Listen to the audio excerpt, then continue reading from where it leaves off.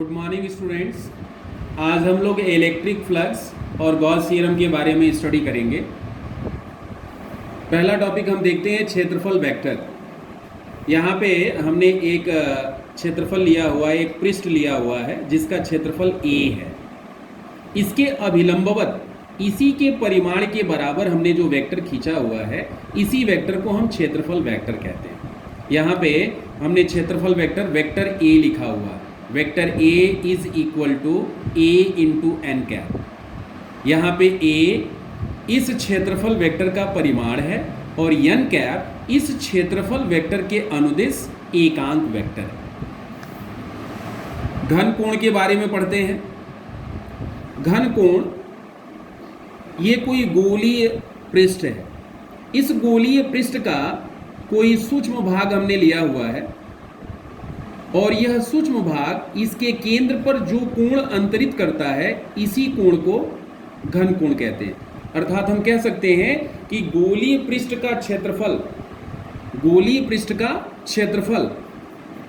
गोले के केंद्र पर जो कोण अंतरित करता है वही घन कोण कहलाता है। जैसे हम लोग समतल कोण के बारे में पढ़ते थे, तो वहां पे अगर कोई ये वृत्त है और इस वृत्त का ये चाप है और यह चाप इसके केंद्र पर थीटा कोण बना रहा है, इस कोण को हम समतल कोण कहते हैं। तो कोण बराबर यहाँ पे हम लोग लिखते थे चाप बटा त्रिज्या। ठीक उसी प्रकार से यहाँ पे घन कोण का मान हम लिखते हैं घन कोण बराबर यह पृष्ठ क्षेत्रफल का जो भाग है dA बटा r स्क्वायर, त्रिज्या का वर्ग लिखते हैं। इसका मात्रक स्टेरेडियन होता है। अब d omega is equal to d a upon r square है। अगर हम 1 स्टेरेडियन को डिफाइन करना चाहें, एक स्टेरेडियन की परिभाषा देना चाहें, तो हम लिखेंगे D A is equal to, यदि D A is equal to R square हो जाए तो D omega is equal to 1 हो जाएगा। डी ओमेगा की वैल्यू 1 हो जाएगी। अर्थात गोले के पृष्ठ के एक भाग द्वारा जिसका क्षेत्रफल त्रिज्या के वर्ग के बराबर है, केंद्र पर अंतरित कोण 1 स्टेरेडियन के बराबर होता है।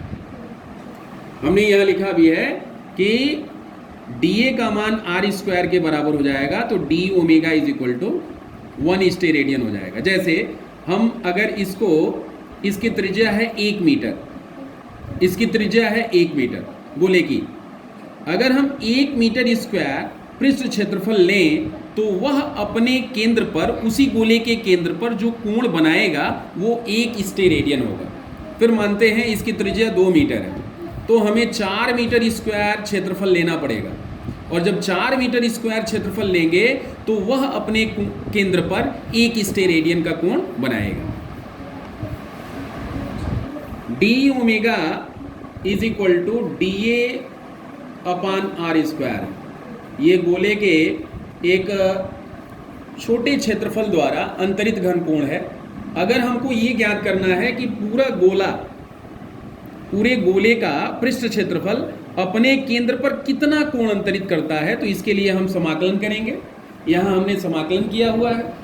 Integration d omega is equal to integration d a upon r square. Integration d omega की वैल्यू ओमेगा हो जाएगी।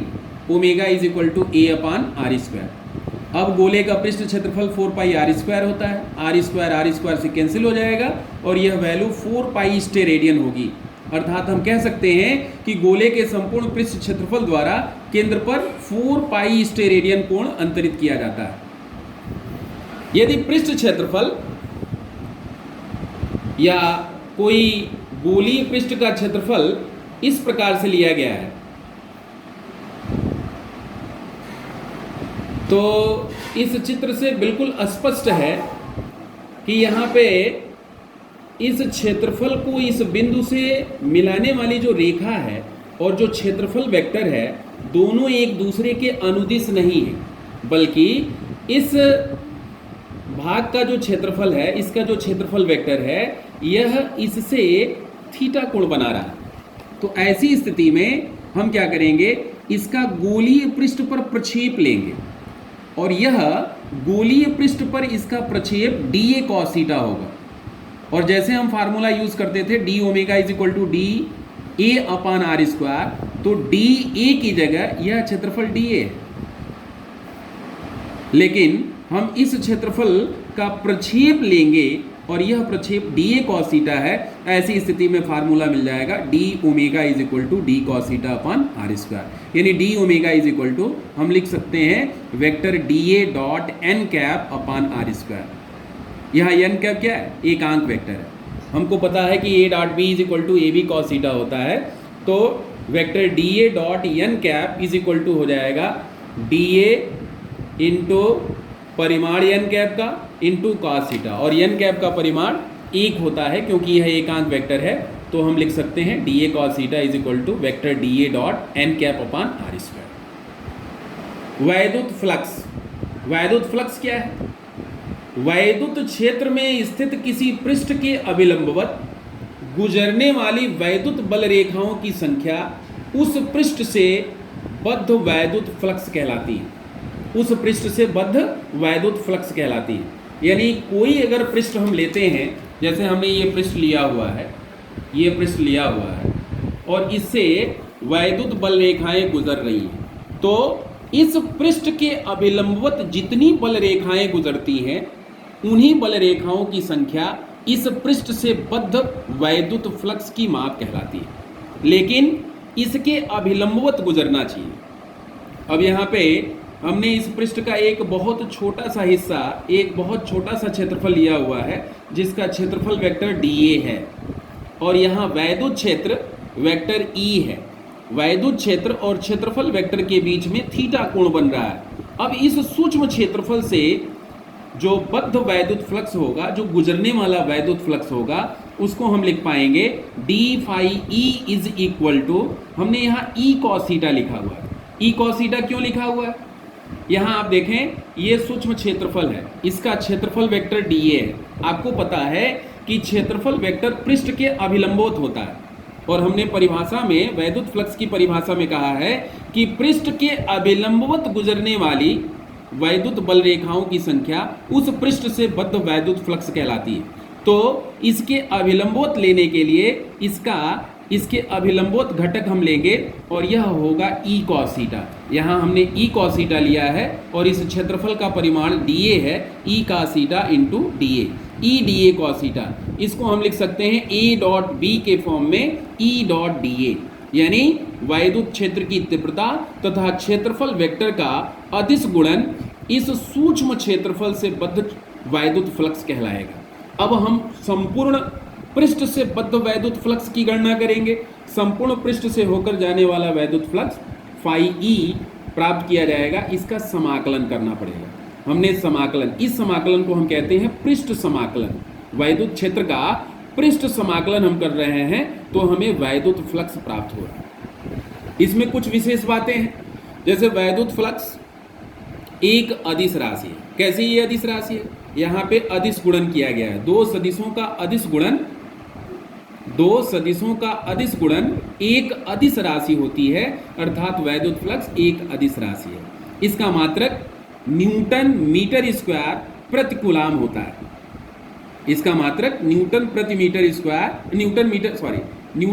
स्क्वायर पर कूलाम होता है, क्योंकि E का मात्रक न्यूटन पर कूलाम होता है इंटू मीटर स्क्वायर, यानी newton metre square upon coulomb.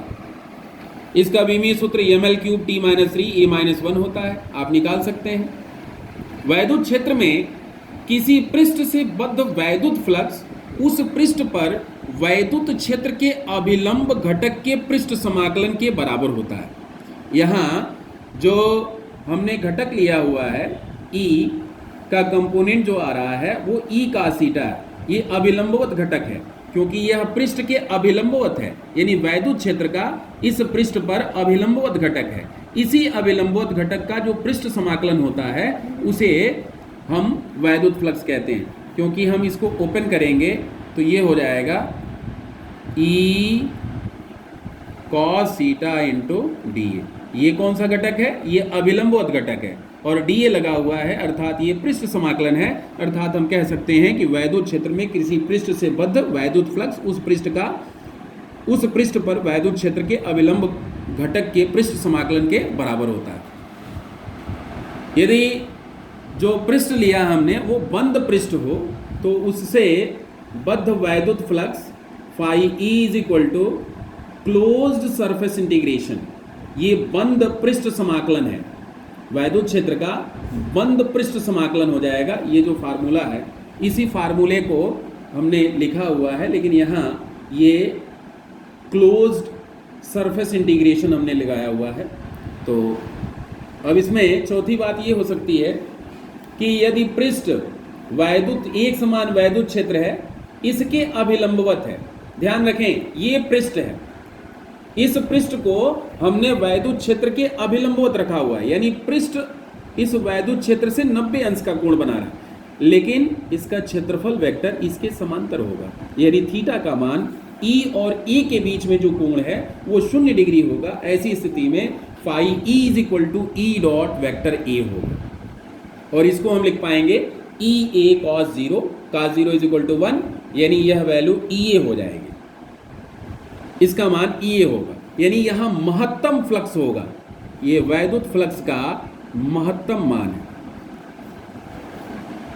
यानी किसी पृष्ठ से महत्तम वैद्युत फ्लक्स गुजरने के लिए उस पृष्ठ को वैद्युत क्षेत्र के अभिलंबवत रखना पड़ेगा, जिससे कि क्षेत्रफल वेक्टर वैद्युत क्षेत्र के समांतर हो सके। अब यहाँ पे हमने इस पृष्ठ को इसके समांतर ले लिया हुआ, वैद्युत क्षेत्र के समांतर है पृष्ठ, इसी के समांतर हमने ले लिया हुआ है, तो इस स्थिति में इसका क्षेत्रफल वेक्टर इसके अभिलंबवत हो जाएगा, यानी theta is equal to 90 degree होगा, और जब थीटा का मान 90 अंश होगा तो phi E is equal to E A cos 90, cos 90 is equal to 0, therefore phi is equal to 0। यहाँ पे हमने ये दिखाया हुआ है कि अगर पृष्ठ के बाहर वैद्युत बल रेखाएं निकल रही हों तो फ्लक्स पॉजिटिव होता है, इसको भी आप समझ सकते हैं, क्योंकि फ्लक्स का फार्मूला है phi E is equal to E A cos theta.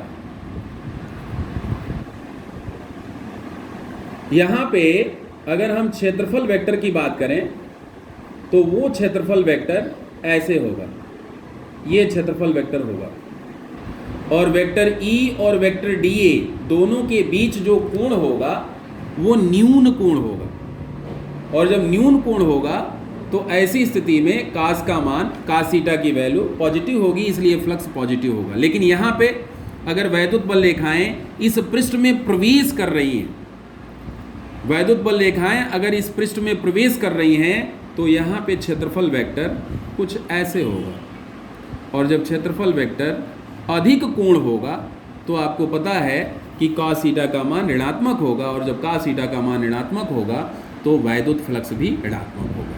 यानी किसी पृष्ठ के अंदर आती हुई वैद्युत बल रेखाएं हैं तो ऐसी स्थिति में फ्लक्स ऋणात्मक होगा, और पृष्ठ के बाहर निकल रही हैं तो वैद्युत फ्लक्स धनात्मक होगा।